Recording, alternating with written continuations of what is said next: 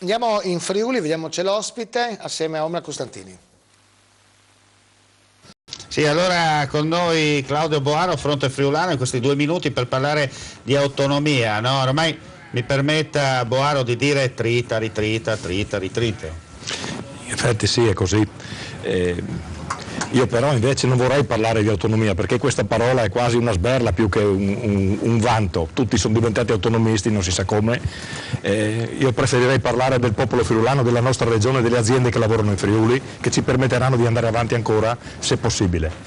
Quindi il nostro impegno è partecipare a delle riunioni, coinvolgere dei gruppi, delle persone che non si identificano nei partiti, che ci tengono al nostro territorio e che assieme vogliono costruire un progetto assieme. Noi abbiamo già delle idee molto chiare su quello che serve come prima necessità in regione e con le azioni della regione. È un programma che noi lo spiegheremo in maniera semplice. Senta, però la sensazione è che questo mondo plurivariegato dell'autonomismo in Friuli Venezia Giulia si sia nuovamente spaccato, un po' uno va da una parte, uno va dall'altra, insomma quando c'è da fare si spacca tutto. Io direi di più che non è nemmeno mai stato unito, oltre che essere spaccato adesso, perché sono tutti convinti di avere il Vangelo in mano, tutti, indipendentemente, non vogliono arretrare di 1 millimetro del proprio ego, e così non si fa a squadra.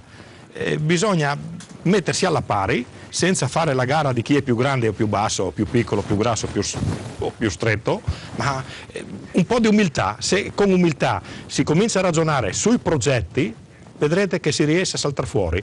Chi non sta a questo progetto vuol dire che non è autonomista, è un opportunista, un autonomista per se stesso, che è una cosa diversa. Dobbiamo svestirci dei simboli che abbiamo alle spalle, pur mantenendo la nostra dignità ideologica, dove c'è, e darci una mano. Questo chiede la nostra gente, nient'altro. Grazie Claudio Boaro, linea Pordenone al direttore. Grazie a voi.